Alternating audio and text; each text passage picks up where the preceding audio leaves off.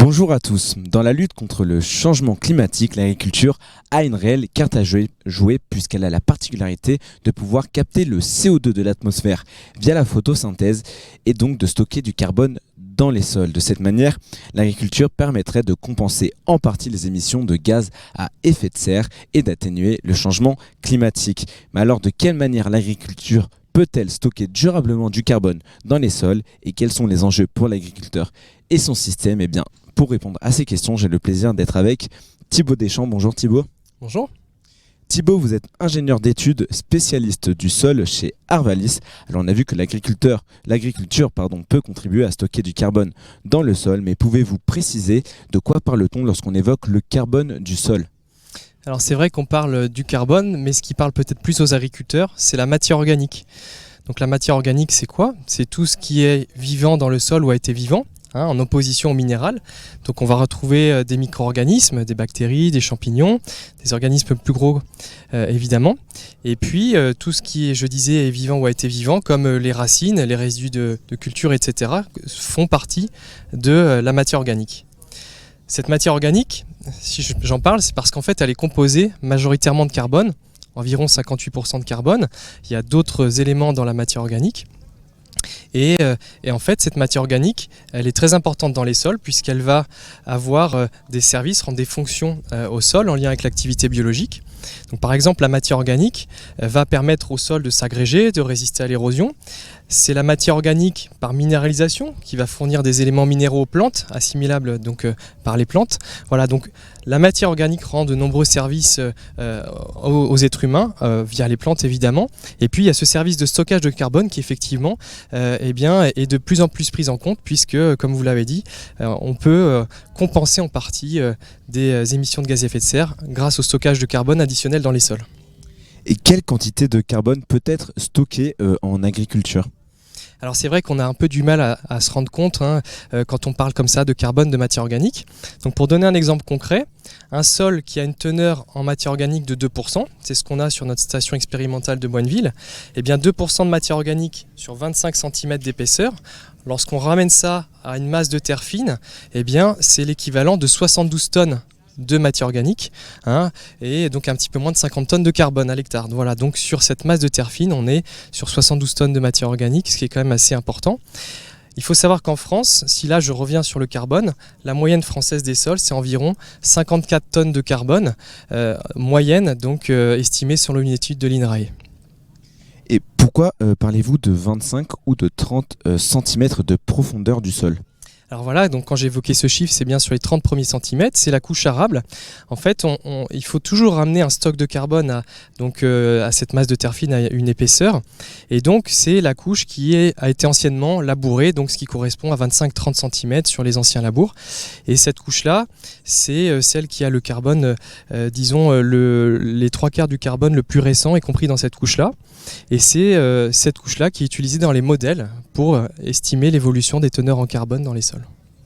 Et dernière question, excusez-moi Thibaut, est-ce que le stockage de carbone c'est durable dans le temps ? Alors effectivement, les carbones, il y a des flux d'entrée, des flux de sortie, et effectivement, on va passer. Il faut savoir que ça va passer d'un équilibre à un autre, donc on va passer d'une teneur d'un stock à un autre état d'équilibre. C'est quelque chose qui évolue dans le temps. C'est une évolution qui est très lente, évidemment, donc ça va être des dizaines, voire des centaines d'années pour faire évoluer à la hausse la teneur ou les stocks de carbone dans les sols. Et puis la décroissance peut être plus rapide par minéralisation. Voilà, donc c'est des processus dynamiques et qu'il faut regarder dans des échelles de temps assez longues. Merci Thibaut Deschamps de nous avoir expliqué en quoi consistait le stockage du carbone dans le sol. Nous allons désormais voir les leviers qui sont à disposition des agriculteurs pour réussir à le faire. Et pour nous les donner, je suis avec Élodie Gagliardi. Bonjour Élodie. Bonjour. Alors Élodie, vous êtes ingénieure régionale Nord chez Arvalis. Alors quels sont les principaux leviers de stockage de carbone dans le sol ? Alors effectivement, l'agriculteur va avoir à disposition un certain nombre de leviers agronomiques qu'il va pouvoir actionner. Donc on va donner quelques exemples à travers cette plateforme où on a essayé d'illustrer les leviers actionnables. Donc le premier, ça va être le levier des couverts. qui peut être directement dépendant en fait de la proportion de quantité de matière sèche produite à l'hectare. Donc plus on va avoir un couvert abondant et plus on va avoir une restitution importante au travers de la matière sèche en fait, des racines, etc.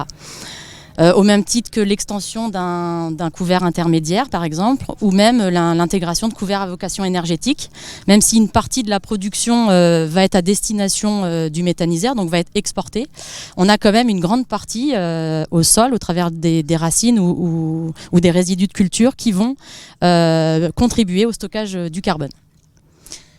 Donc voilà, premier levier. Donc on continue, on peut avancer sur ce dispositif pour illustrer. Deuxième levier efficace va concerner l'intégration ou l'allongement en fait des prairies temporaires ou la mise en œuvre de prairies artificielles avec l'introduction par exemple de luzerne.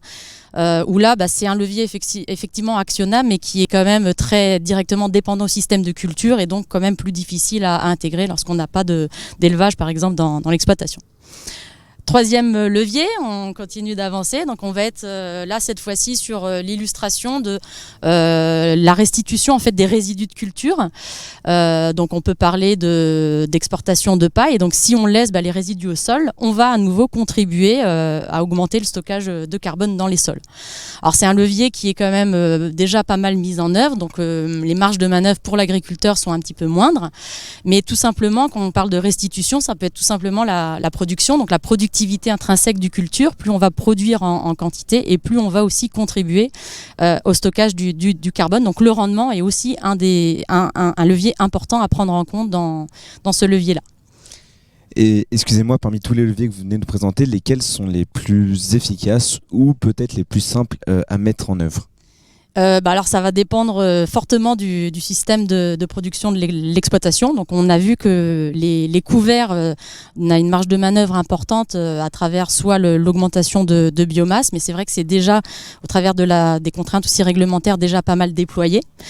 Le choix des espèces va finalement peu contribuer, c'est vraiment la quantité de biomasse produite. Donc l'objectif c'est de pouvoir avoir des techniques de production qui vont permettre d'avoir un biomasse le plus important possible.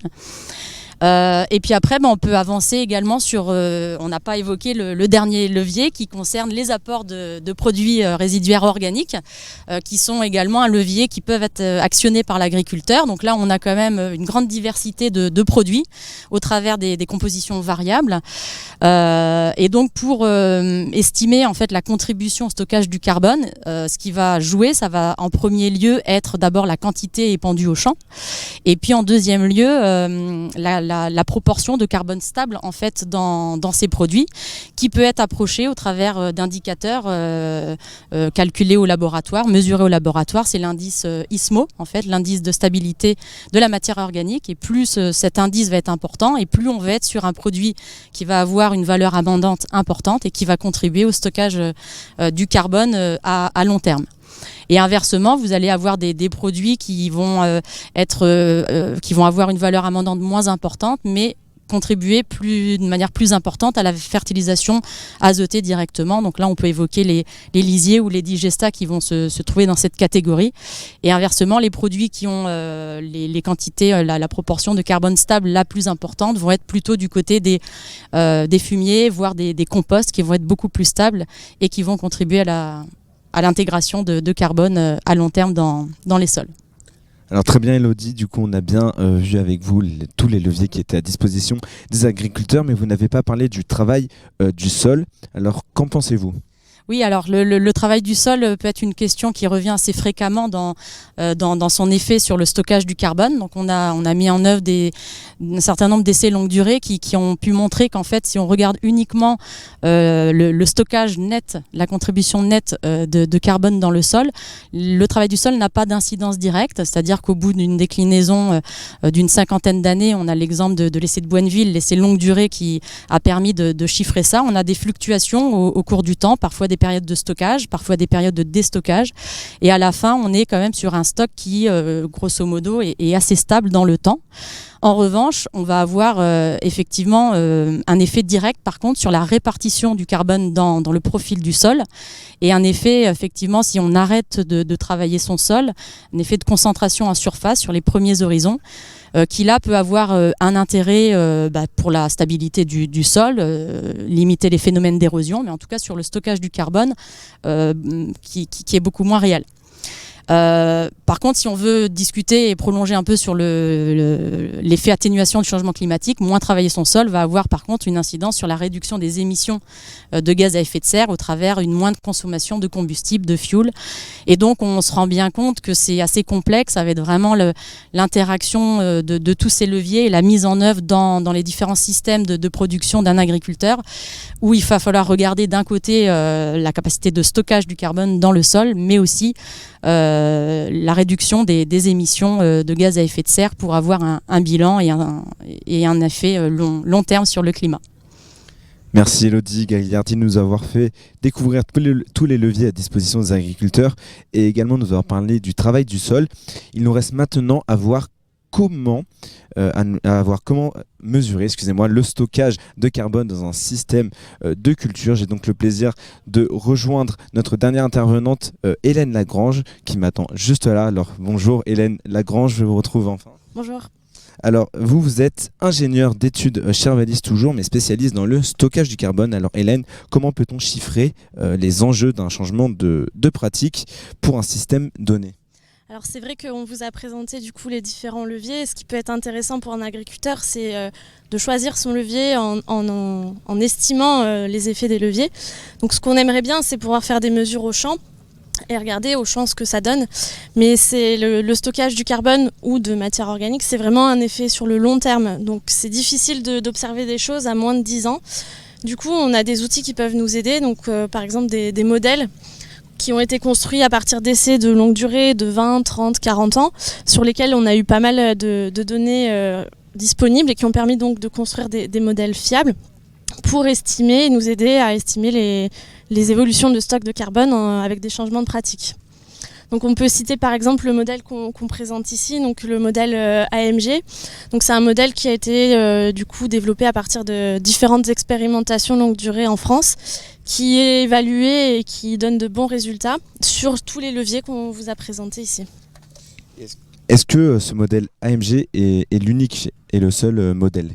Alors non, il y a d'autres modèles qui existent, qui sont aussi évalués et qui fonctionnent bien. On peut citer par exemple le modèle Styx au niveau français. Il y a des modèles aussi au niveau international. On peut citer Century, Rothsay, il y en a beaucoup d'autres. En fait, c'est un sujet de recherche en ce moment qui évolue pas mal, avec pas mal de modèles sur lesquels on travaille pour suivre ces évolutions de stock de carbone dans les sols. Et on entend en ce moment beaucoup parler de label bas carbone. Alors, est-ce que le stockage du carbone est pris en compte et comment ? Oui, alors le label bas carbone, c'est un dispositif qui permet de comptabiliser des réductions d'émissions de gaz à effet de serre et sur les exploitations. Et ces réductions d'émissions, elles peuvent être permises par les réductions effectives de gaz à effet de serre, mais aussi par des compensations avec du stockage de carbone dans les sols. Donc cette partie stockage de carbone dans les sols est intégrée dans les différentes méthodes.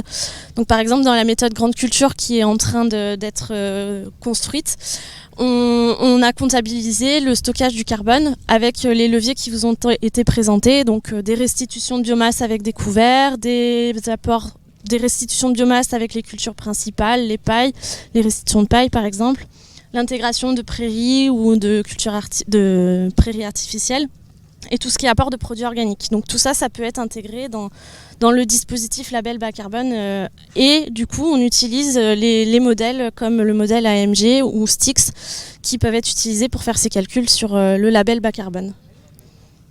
Merci Hélène Lagrange. Je remercie une nouvelle fois vos collègues Elodie Gagliardi et Thibaut Deschamps. On a donc vu que l'agriculture pourrait avoir un rôle important à jouer dans le réchauffement climatique. Grâce au levier que nous venons d'évoquer, les agriculteurs ont le pouvoir de stocker du carbone dans le sol, un enjeu majeur pour la Terre.